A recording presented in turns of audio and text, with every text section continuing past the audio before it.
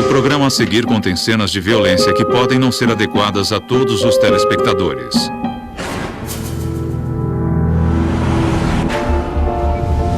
Assassinatos não resolvidos. Foi uma tortura terrível. Violência devastadora pela qual não há a quem culpar. Não, eu não fiz isso. Como resolver um crime quando não há suspeitos? É possível revelar a face do mal? Existe uma escala que mede os recantos mais sombrios do comportamento humano. Dos assassinatos por impulso à violência alimentada pela loucura. Atos calculados de crueldade, tortura e brutalidade. A criminalística agora revela quem entre nós se encaixa no índice da maldade. Assassinatos não resolvidos, mistérios que inspiram medo. O assassino do batom aterroriza Chicago nos anos 40 após esquartejar uma menina de 6 anos de idade. Teria a polícia prendido o homem certo? A lenda dos assassinatos da Dália Negra começa com o cadáver seccionado de Elizabeth Short. Será a identidade dos assassinos revelada algum dia? Essa informação resolveria outros crimes? Fort Worth, Texas. Um cadáver é encontrado num armazém abandonado. 10 anos depois, um detetive ainda procura pelo assassino. Agora existe uma escala com 22 níveis que decodificam o motivo, o método e a mente dos assassinos. Quanto mais hediondo o crime e mais racional o criminoso, maior o índice que ele ocupa na escala. O criador do índice é o Dr. Michael Stone, psiquiatra forense da Universidade de Colômbia. Minha escala me ajuda a navegar nas águas turvas dos crimes violentos. Mas quando o assassino é desconhecido, o que se pode avaliar pelo índice é o próprio crime. O Dr. Stone vai usar sua escala para criar um perfil dos possíveis assassinos, analisando os crimes que ficaram sem solução. Como esses perfis desafiarão a escala do Dr. Stone? O que a natureza do crime revela sobre o criminoso? A vítima foi torturada? O assassino deixou um recado? Poderá o índice do Dr. Stone ajudar a revelar a face do mal? Junho de 1945. Os Estados Unidos respiram aliviados com o fim da Segunda Guerra Mundial. Mas em Chicago, há um assassino de mulheres à solta. A polícia encontra o corpo de Josephine Ross em sua própria cama. Seu colchão estava encharcado de sangue. Ela estava com a garganta cortada e a cabeça embrulhada num vestido. Mas no cadáver em si não havia sangue. A vítima foi banhada após a morte e seus ferimentos cuidadosamente fechados com fita adesiva. Uma testemunha viu um homem descendo pela escada de incêndio no dia da morte. O corpo lavado e os ferimentos fechados com fita adesiva são as únicas pistas. Mas depois de 2 meses não há suspeitos e ninguém foi preso. O caso esfria. 6 meses mais tarde, surge uma outra vítima. O corpo de Frances Brown é encontrado jogado sobre a banheira. Ela estava nua e com a camisola enrolada na cabeça. Frances levou 2 tiros e estava com uma faca de açougueiro enfiada na garganta. Como Josephine Ross, ela também foi banhada após a morte. Mas dessa vez, o assassino deixou mais do que um cadáver lavado. Na parede, com batom, ele rabiscou: "Por Deus, me apanhem antes que eu mate novamente. Não consigo me controlar." A forma como os corpos foram limpos convenceu a polícia de que o mesmo assassino era responsável pelos 2 crimes. Mesmo assim, não havia suspeitos, e a confissão na parede deixou o receio de que um assassino em série estava à solta. Os jornais o apelidaram de assassino do batom, e todos temiam que ele atacasse novamente. 7 de janeiro de 1946. Os pais de Suzanne Degnan descobrem que ela desapareceu do seu quarto. Agentes do FBI e policiais da cidade vasculham a vizinhança em busca da criança. Algumas horas depois, um policial encontra o que parece ser a cabeça de uma boneca num bueiro. Mas o que achou era, na realidade, o primeiro pedaço do corpo esquartejado de Suzanne. Partes do corpo da criança são encontradas espalhadas pelos bueiros do bairro. Parte do tronco estava enrolada num pijama azul. A autópsia revela que o corpo não foi cortado de qualquer jeito, mas cuidadosamente separado nas juntas com a perícia de um cirurgião. A polícia de Chicago nunca havia se deparado com tamanha brutalidade. Não havia qualquer pista e nenhum suspeito. O psiquiatra forense, Dr. Michael Stone, criou um perfil para o assassino desconhecido. Me parece improvável que um assassino de crianças seja responsável por todos os homicídios, mas posso presumir que o suspeito é com certeza um homem. Nos crimes do assassino do batom há alguns padrões. O mais evidente é o desejo de encobrir o crime. Ele lava os corpos, coloca fita adesiva sobre os ferimentos. Esconder os membros de uma menininha é quase como se ele não suportasse olhar o que fez. Podemos supor que ele foi vítima de violência no passado e seus crimes progressivamente se intensificaram, chegando a algo tão trágico quanto esquartejar uma criança.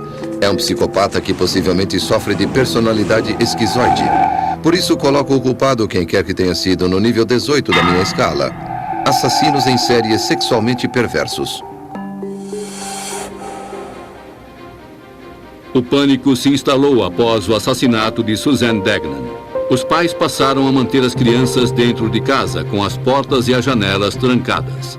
Os jornais chamam os homicídios do assassino do batom de crime do século. Após 6 meses, a polícia finalmente prende um suspeito. Bill Hirons, de 17 anos, era um ladrãozinho barato fichado pela polícia. Ele foi apanhado arrombando uma casa no mesmo bairro onde Suzanne Degnan fora assassinada. Bill Hirons era um solitário. Aceito abaixo da idade normal pela Universidade de Chicago, ele era bom aluno e estava cursando engenharia elétrica. Hábil com as mãos, ele passava horas desmontando e montando coisas. Mas Hirons tem um outro lado. Aos 13 anos de idade, ele começou a roubar. Aos 17, estava arrombando apartamentos para roubar joias, dinheiro e até armas. Assassinos em série não surgem de repente. Há um período de gestação.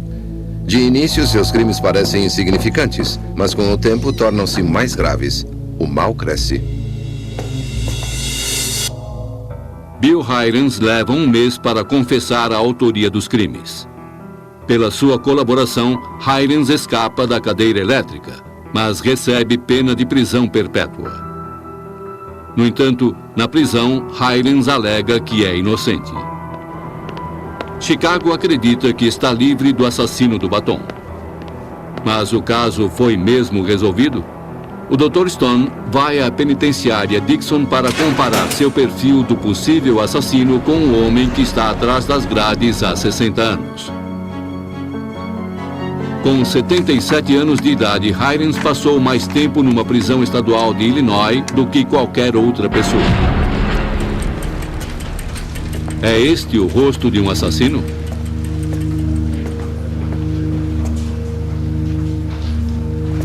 Oi. Como vai?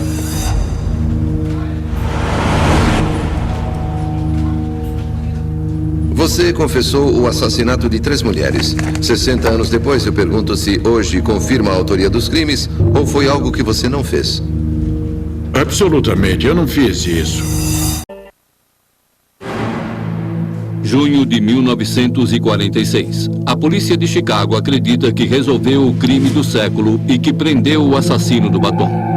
Aos 17 anos de idade, Bill Hirons foi preso pelos violentos assassinatos de 2 mulheres e pelo esquartejamento de Suzanne Degnan. uma menina de 6 anos. 60 anos depois, Heirens continua preso pelos crimes que ele alega que não cometeu. Bill Heirens é mesmo o assassino do batom? O Dr. Stone avalia se o caso continua sem solução. Você confessou o assassinato de 3 mulheres. 60 anos depois, eu pergunto se hoje confirma a autoria dos crimes, ou foi algo que você não fez. Absolutamente, eu não fiz isso. O Dr. Stone continua sua entrevista para descobrir se Bill Heirens se encaixa no seu perfil de assassino. Acho que seria interessante ter uma ideia de como era a sua família. Havia discussões, principalmente por causa de dinheiro que o meu pai gastava em muitas outras coisas. Ele gastava em bebida? Receio que sim. Bill Heirens cresceu num bairro de classe média baixa de Chicago. Seus pais tinham pouco dinheiro e discutiam constantemente porque o pai bebia. Ele era uma criança curiosa, porém inconsequente. A mãe o apanhou certa vez no telhado pronto para voar com asas de papel. Era um menino querendo fugir.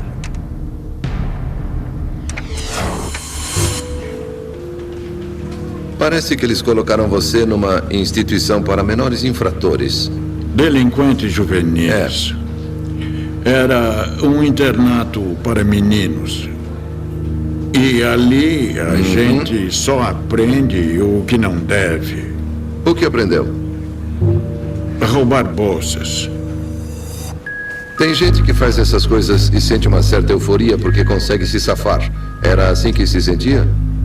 Não, acho que o que eu mais sentia era medo. Eu não sentia esse tipo de emoção. Na maioria das vezes eu devolvia o que roubava exatamente para o mesmo lugar.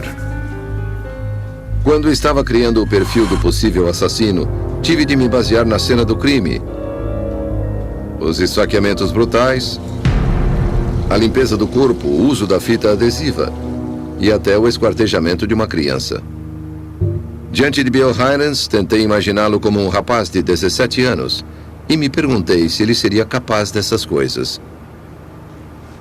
Heirens se lembra do assassinato de Suzanne Degnan como se fosse hoje. 6 meses se passaram desde a morte brutal da menina e o público queria um suspeito a todo custo. Após um roubo mal feito, Heirens é interceptado a algumas quadras da casa da família Degnan. Ele passa um mês sendo interrogado. A polícia está convencida de que Bill Heirens é o assassino do batom, responsável por 2 assassinatos brutais e pelo esquartejamento de uma menina. Ele pode ser condenado à pena de morte. Heirens reconstitui diante da imprensa como teria sequestrado Suzanne de seu quarto. Para escapar da cadeira elétrica, Heirens confessa os 3 crimes. Não há julgamento. Ele é condenado à prisão perpétua. Quando a menina dos Degnan foi morta, o sensacionalismo foi tremendo. Os jornais não paravam. Sei. E todo mundo ficou com medo. O Daily News divulgou a confissão de Heirens antes que ele próprio desse uma declaração. Todos acreditam que ele seja culpado. A polícia estava fabricando provas contra mim. Quem? A polícia. A polícia. Investigadores. Digo isso pelo que foi publicado nos jornais naquela época. Heirens alega que a polícia de Chicago o submeteu a um interrogatório cruel. Em 1946, o acusado não era informado dos seus direitos. Heirens diz que lhe negaram um advogado. Ele alega que foi espancado, privado de água e comida, que recebeu injeções de pentotal sódico, o soro da verdade, e não se sabe por que foi submetido a uma punção na medula. Heirens alega que foi torturado. Depois de um mês de detenção sob o ataque incansável dos jornais e o escrutínio do público, Hirons confessou que era o assassino do batom. Você confessou o assassinato de 3 mulheres, e isso me traz à pergunta que deve estar intrigando as pessoas há 60 anos. O que fez você confessar? Porque eu iria a julgamento e com tudo aquilo que estava saindo nos jornais, eu seria condenado. Receberia a pena de morte. Mas se estivesse morto, não poderia provar que sou inocente. Eu tinha que continuar vivo. Eu estaria morto se não confessasse e não teria a chance de resolver aqueles crimes. Achei que conseguiria resolver sozinho. O caso continua sem solução? Hirons é o condenado que está há mais tempo cumprindo pena no estado de Illinois. Advogados e campanhas de âmbito nacional já tentaram ajudá-lo como alguém que foi condenado injustamente. Mas apesar de seu comportamento exemplar, todos os pedidos de liberdade condicional de Bill Hirons foram negados. O encontro com Hirons levanta uma questão importante. É improvável que ele fosse capaz de cometer os crimes que o assassino do batom cometeu. Ele simplesmente não se encaixa no meu perfil. Hoje, depois de todos esses anos, do que você mais se arrepende ou o que você lamenta na sua vida? Muitas coisas. Foi uma grande perda. Muito, muito grande.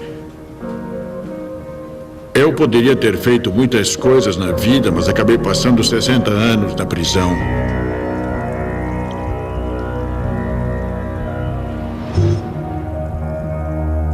Bill Hirons continua preso como o assassino do batom, mas os crimes talvez permaneçam sem solução.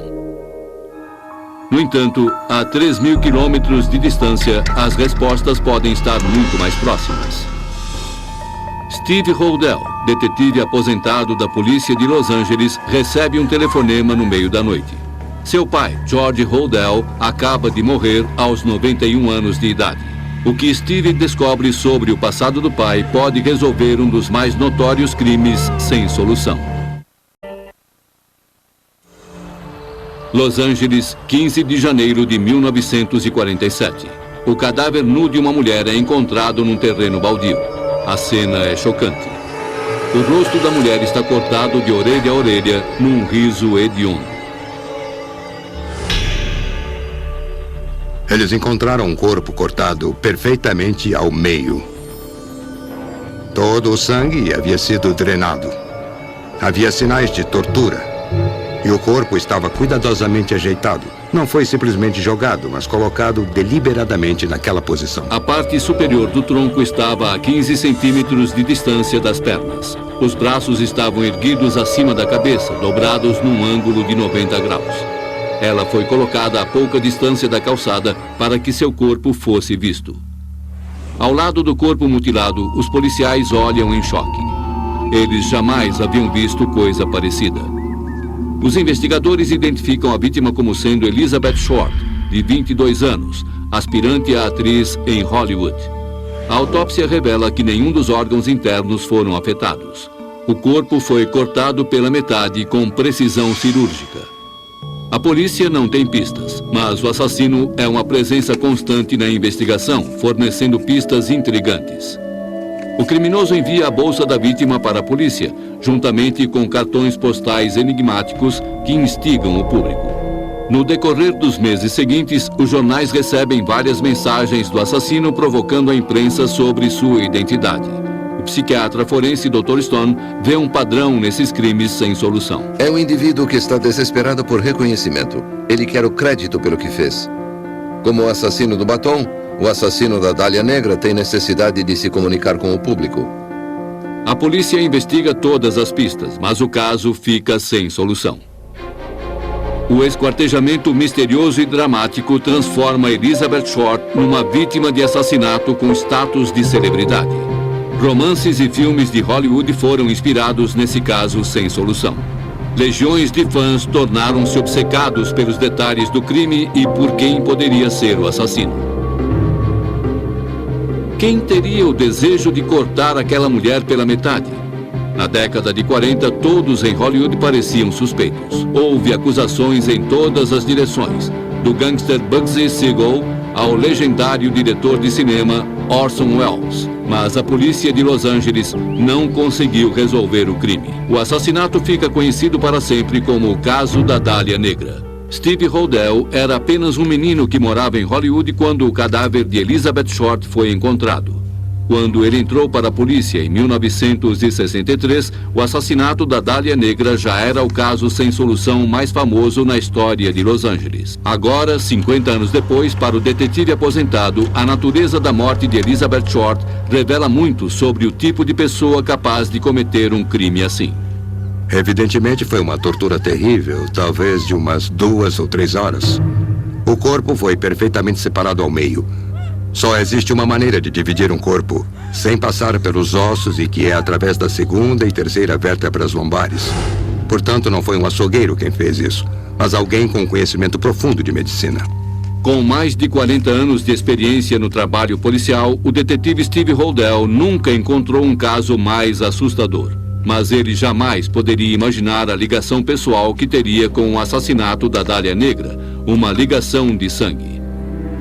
Após a morte de seu pai em 1991, Steve encontrou por acaso uma misteriosa foto em preto e branco de uma mulher nua. Era uma foto tirada pelo seu pai. Olhei a foto e pensei, por que esse rosto me parece familiar? Até hoje não sei porquê, mas foi a Dália Negra que me veio a lembrança. Steve acreditava que a foto era de Elizabeth Short, nua. Mas por que seu pai, o Dr. George Hodel, teria uma fotografia íntima da Dália Negra? Comecei a pesquisar a investigação. Eu realmente não sabia nada a respeito, embora fosse detetive, aquele o caso sem solução mais famoso da polícia de Los Angeles. Mas descobri que alguém com habilidades de cirurgião havia cometido o crime. E achei aquilo interessante. E meu pai era cirurgião, mas nunca me ocorreu que ele pudesse ser um suspeito. No entanto, à medida que Steve continua investigando, todos os detalhes do crime apontam para o único homem que poderia ser o assassino. Meu Deus, não pode ser. Mas existe essa possibilidade. O próprio pai de Steve, Dr. George Hodel. Steve ficou tão convencido que tomou para si a reabertura do caso da Dália Negra. No desenrolar da sua investigação, ele constata que há circunstâncias marcantes ligando seu pai ao assassinato. É o que Steve chama de impressões de pensamento. Numa impressão digital existem arcos, verticilos, presilhas.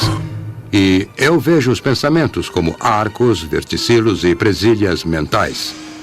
E juntei uma série de pontos que ligam George Hodel ao crime de várias formas. George Hodel era um jovem talentoso com um belo futuro pela frente. Aos 9 anos de idade, ele era um prodígio ao piano. Com o QI um ponto acima do de Albert Einstein, George é considerado um gênio. Mas a genialidade tem um preço.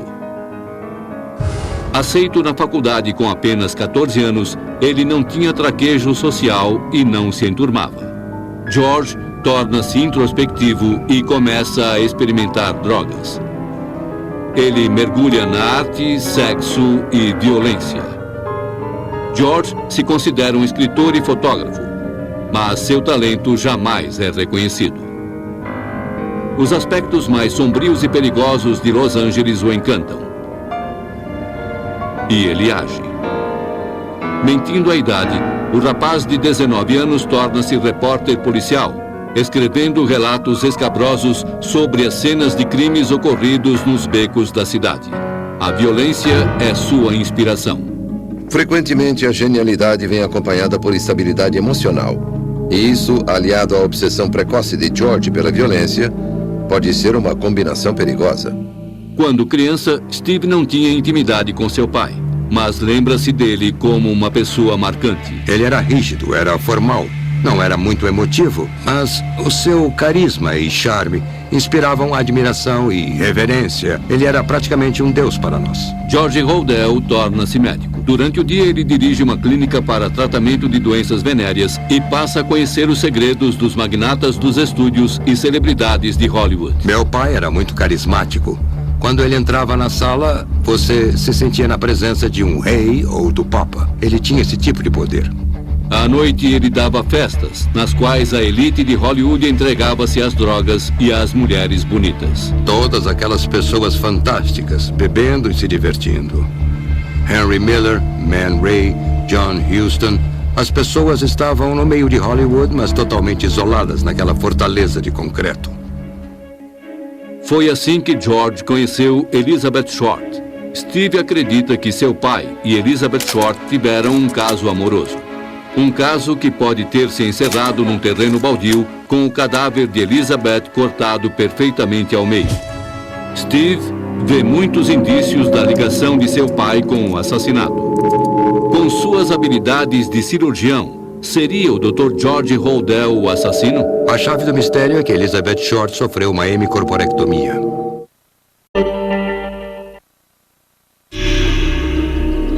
Los Angeles é uma cidade intrigada pelo caso da Dália Negra há mais de 50 anos. O medonho assassinato sem solução de Elizabeth Short já inspirou filmes em Hollywood e romances de segunda classe. Steve Holdell, detetive aposentado da polícia de Los Angeles, está convencido de que encontrou o homem responsável pelo assassinato da Dália Negra, seu próprio pai, o Dr. George Holdell. Steve vê vários indícios da ligação de seu pai com o crime. Em 1947, Elizabeth Short, a Dália Negra, foi encontrada nua com a boca cortada de orelha a orelha. Seu cadáver foi colocado a 15 centímetros da calçada, numa exibição doentia. Seu corpo estava cortado exatamente ao meio, na cintura. Surpreendentemente, nenhum dos órgãos internos foi afetado pelo esquartejamento. A chave do mistério é que Elizabeth Short sofreu uma hemicorporectomia. Essa operação só é possível atravessando-se a segunda e terceira vértebras lombares. Analisando os registros de seu pai na faculdade de medicina, Steve descobriu que George tinha no currículo mais de 7.600 horas de cirurgia. Obviamente, ele era um cirurgião altamente qualificado e tinha habilidade para seccionar um corpo. Steve vê também a personalidade do pai nos postais anônimos que atiçavam jornais de Los Angeles. O que temos aqui? Manchetes. O que ele enviava eram manchetes. Isso não é coisa de um marginal qualquer, mas sim de alguém que conhece jornalismo. Para Steve, a experiência de George na juventude como repórter policial é uma pista bem definida. Foi um jornalista. O assassino era um jornalista. Mas a paixão de George pela arte surrealista foi o que convenceu definitivamente Steve de que seu pai foi o autor do crime. A chave para entender o assassinato da Dália Negra é o surrealismo. Ele sempre viu a si mesmo como um surrealista e acreditava que não havia diferença entre o estado de sono e o de vigília. Enquanto que para outros isso era um conceito intelectual, ele realmente acreditava nisso do fundo do coração. E isso coloca a pessoa numa posição muito perigosa, porque a partir daí ela é capaz de praticamente qualquer coisa. Não há regras, não existe moral e não existe Deus. O fotógrafo e pintor surrealista Man Ray e George tornaram-se amigos. Ambos partilhavam o gosto pelo sexo não convencional e a dominação de mulheres. Man Ray exerceu uma influência enorme em George como artista, tornando-se uma espécie de mentor surrealista. Em última instância, é esse relacionamento o que leva Steve a analisar a posição em que o cadáver de Elizabeth foi encontrado. Analisando as fotos do crime, fiquei incomodado com a posição em que o cadáver foi colocado. O que eu estava vendo? O que o assassino estava tentando dizer? Comecei a estudar as fotografias de Man Ray. Muitas delas exibem decapitações, corpos segmentados, e um de seus trabalhos mais famosos é o Minotauro, que mostra o corpo de uma mulher cortado na altura da cintura e com os braços numa pose que representa os chifres de um touro. Na mitologia grega, o Minotauro era um ser meio homem e meio touro que vivia no labirinto de Creta e devorava jovens donzelas. Teria essa obra surrealista de Man Ray influenciado o crime de George Holdell? O corpo de Elizabeth Short, perfeitamente cortado ao meio, a posição proposital do cadáver, o sorriso grotesco rasgado em sua boca. Seria Dália Negra a obra-prima de George Holdell? Ele realmente executou uma obra de arte surrealista. O corpo de Elizabeth Short era a tela, o bisturi era o pincel, e ele criou uma coisa que sabia que seria imortal. Após 7 anos de investigação, Steve apresentou às autoridades as provas que levantou contra seu próprio pai. Reservadamente levei todos os indícios a um promotor distrital, Stephen Kay. E ele me disse que, com base no que eu estava lhe mostrando, nas fotos e nas provas, se meu pai estivesse vivo, ele o indiciaria e pediria a pena de morte. Mas, em razão dos fatos inexplicados cercando o caso da Dália Negra, a morte de Elizabeth Short continuará sem solução. Todos os relatórios foram retirados do Departamento de Polícia de Los Angeles e desapareceram. Além de todas as transcrições de depoimentos e informações sobre George Hodel terem sumido, nada restou também das provas materiais. Um exame de DNA não é mais possível. A polícia de Los Angeles não sabe dar explicações e diz apenas que essas coisas acontecem. Steve acredita que as provas do caso da Dália Negra foram destruídas para proteger seu pai. Graças à sua clínica de tratamento de doenças venéreas, o Dr. George Hodel talvez conhecesse segredos de cunho sexual da elite hollywoodiana, e eles podem tê-lo mantido fora do alcance da lei. Mas Steve descobriu que a promotoria mantém arquivos secretos da investigação original do caso da Dália Negra. E analisando esses arquivos, ele constatou que Elizabeth Short pode não ter sido a única vítima de seu pai. A seguir, o Dr. Stone coloca George Hodel no seu índice da maldade. Mas primeiro, revelações surpreendentes nos levam de volta a Bill Heirens e o assassino do batom. O assassinato da Dália Negra permanece sem solução há mais de 50 anos. Mas agora é possível que haja respostas. Steve Hodel, detetive aposentado da polícia de Los Angeles, acredita que, sem dúvida alguma, seu pai foi o assassino da Dália Negra. Analisando arquivos secretos da promotoria sobre o caso, ele descobre que 50 anos antes a polícia de Los Angeles havia chegado à mesma conclusão. George Hodel era o principal suspeito no caso. Os arquivos da promotoria, no entanto, revelam segredos ainda mais sombrios que Steve jamais poderia ter imaginado. Estudando os documentos, ele constata que Elizabeth Short pode não ter sido a única vítima de seu pai. George Hodel esteve em Chicago em 1946, o mesmo ano em que o corpo de Suzanne Degnan, uma menina de 6 anos, foi esquartejado. Bill Heirens foi condenado pelo seu assassinato. Mas o caso da Dália Negra e o de Suzanne Degnan têm detalhes marcantes em comum. Ambas as vítimas foram cortadas por alguém com a perícia de um cirurgião. Os 2 corpos foram cortados pela metade, com precisão, através da 2ª e 3ª vértebras lombares. A chave é que a menina também sofreu uma hemicorporectomia. E essa é uma assinatura única. Somente cortando na 2ª e 3ª vértebras lombares é que se pode realizar essa operação. É um ponto específico. Isso foi feito em Suzanne Degnan e em Elizabeth Short. Para Steve, o local onde o corpo de Elizabeth Short foi encontrado e o assassinato de Suzanne Degnan em Chicago partilham um detalhe sombrio demais para ser ignorado. O cadáver da Dália Negra foi descoberto na Avenida Norton, em Hollywood. Uma das vias adjacentes a essa rua chama-se Degnan Boulevard. Degnan era o sobrenome da menina esquartejada em Chicago. Steve acredita que seu pai estava tentando passar uma mensagem. Ele seguiu à esquerda pensando que ainda estava na Degnan Boulevard, foi até o número 3815 da Avenida Norton, deixou o corpo ali acreditando que estava na Degnan Boulevard e foi embora. Aparentemente, em 1947, George Hodel entrou na rua errada. Sua declaração final passou despercebida. Eu creio que foi a sua grande provocação. Ele estava dizendo à polícia, se vocês forem realmente espertos, vão entender e vão ligar o assassinato de Suzanne Degnan ao da Dália Negra. Na verdade, Steve acredita que Elizabeth Short sabia quem era o autor da morte da menina e que isso levou ao seu próprio assassinato. O que hoje sabemos a partir dos arquivos da promotoria é que de alguma forma Elizabeth Short descobriu o envolvimento do meu pai. Acredito que ela descobriu que George era o assassino.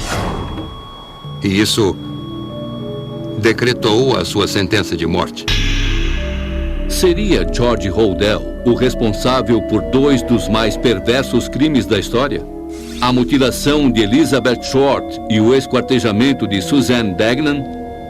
É possível que ele tenha matado também as outras vítimas do assassino do batom? Seria Bill Heirens inocente da morte das 2 mulheres e da criança? O Dr. Stone analisa o perfil do Dr. George Holdell e a extraordinária possibilidade de que ele seja tanto o assassino do batom quanto o da Dália Negra.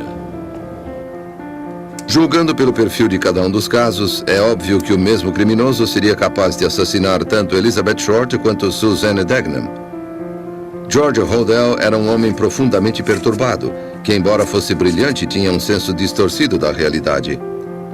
Tenho todos os motivos para acreditar que George Holdell sentiu prazer com o horrendo assassinato de Elizabeth Short e que se orgulhou do que havia feito pelo resto da sua vida. Talvez nunca saibamos com certeza, mas pelo seu perfil, George Holdell seria mais do que capaz de cometer também os 2 primeiros crimes do assassino do batom. Se Steve estiver certo, George Holdell estaria no topo da minha escala, no nível 22. Assassinos psicopatas torturadores, para os quais a tortura é a principal motivação. Mas resta a questão de Bill Heirens, o homem que foi condenado como sendo o assassino do batom. Pela conversa que tive com ele, não acredito que seu perfil se encaixe no de um assassino. Mesmo que Steve Holdell tenha solucionado o caso da Dália Negra e do assassino do batom, pode ser tarde demais para salvar Bill Heirens. O mais triste é que temos um homem inocente encarcerado há 60 anos. Bill Heirens continua sendo o presidiário que está há mais tempo cumprindo pena em Illinois e sempre se declarou inocente. Apesar de movimentos jurídicos recentes e das chocantes revelações de Steve Holdell, a liberdade condicional de Bill Heirens continua sendo negada. O motivo pelo qual ele confessou foi para se salvar. Disseram que ele seria executado, eletrocutado, e se não confessasse, ele morreria. E ele fez a escolha certa. Um rapaz de 17 anos, espancado e sob forte pressão, ele acabaria morto. Ele estaria morto em menos de 1 ano, se não se declarasse culpado. Mas para Steve Holdell, não há dúvida de que seu pai, Dr. George Holdell, era um assassino em série. E com base na minha investigação de 7 anos, hoje sabemos que George Holdell foi o culpado pelo assassinato de Elizabeth Short, a Dália Negra. Além disso, estou convencido de que Bill Heirens não matou Suzanne Degnan, mas que está há 60 anos cumprindo pena por um crime que George Holdell cometeu.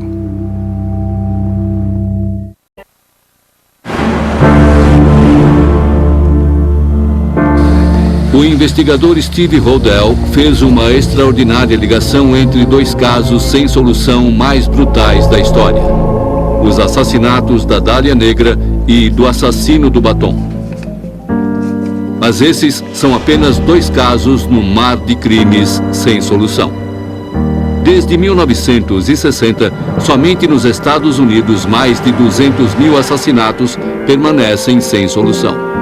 E a cada ano, outros 6 mil casos esfriam e são acrescentados a esse total. Sem provas, pistas ou testemunhas, os investigadores muitas vezes têm dificuldade para encontrar um assassino. Em praticamente todas as cidades dos Estados Unidos, assassinatos continuam sem solução. 25 de fevereiro de 1994, em Fort Worth, no Texas, o investigador de homicídios Manny Reyes recebe um chamado. Um corpo foi encontrado num armazém. A vítima é um homem branco que foi gravemente espancado e alvejado 2 vezes. Pegadas sangrentas cercam o corpo. A carteira, ainda no bolso de trás da vítima, revela sua identidade: James McVeigh Jr., de 39 anos. A picape de James estava destrancada e repleta de ferramentas caras. As chaves estavam no seu bolso de trás. Não havia sinais aparentes de roubo. E, além disso, o rosto de McVeigh estava totalmente pintado com tinta spray azul. Eles foram além do assassinato. Fizeram com ele muitas coisas que nunca tínhamos visto antes. Os indícios reunidos no local não fornecem qualquer resposta e a investigação dos antecedentes da vítima não revela qualquer motivo ao detetive Reyes. Não havia nada sobre ele, sobre seu estilo de vida ou seu trabalho que pudesse contribuir para sua morte. O detetive encontra uma testemunha que diz ter visto a picape de McVeigh cercada por 2 outros carros. Mais de um assassino pode estar envolvido. Ele não teria de forma alguma ido ao local por conta própria. Alguém entrou na picape com ele e o forçou a seguir outro carro. Teriam de ser pelo menos 3. O motorista do carro da frente, alguém com a vítima na picape e o motorista do outro carro. Durante 6 meses, Reyes tentou resolver o caso, mas não pôde estabelecer um motivo ou encontrar um possível suspeito. O Dr. Stone avalia o local da morte de McVeigh e aplica o seu índice para compor melhor um perfil possível do assassino. Podemos apenas especular o que aconteceu naquela noite, mas os detalhes da investigação afetam muito o posicionamento dos criminosos na minha escala.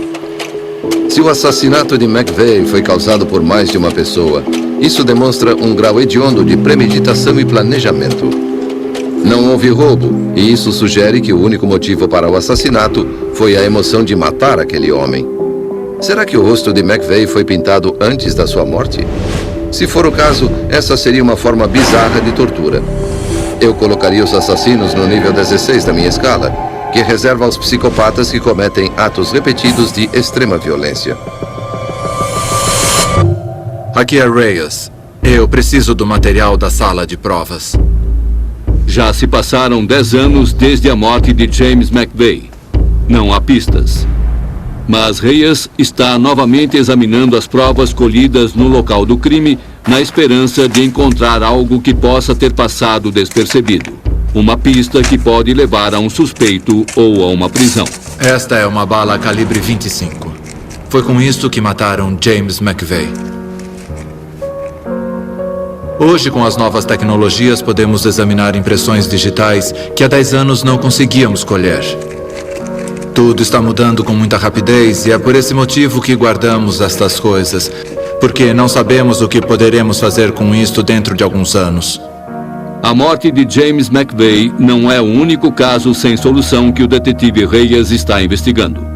Nos 10 anos que se passaram desde o crime, Reyes montou a unidade de casos arquivados de Fort Worth, dedicada a solucionar os casos que permanecem em aberto. A morte de McVeigh é apenas um de 700 casos que o detetive Reyes tem de enfrentar sozinho. Não posso dizer que algum dos meus casos jamais será solucionado. Isso não existe. Não posso pensar dessa forma. A qualquer momento, alguma coisa pode acontecer em qualquer um dos casos. Versão brasileira DPN Santos. Assassinatos não resolvidos. A busca de respostas e as soluções para o desconhecido. A análise do Dr. Stone sobre a mente perversa é apenas uma peça no quebra-cabeça. Criar um perfil psicológico a partir do seu índice pode ajudar os investigadores a encontrar suspeitos e resolver os mistérios dos crimes violentos.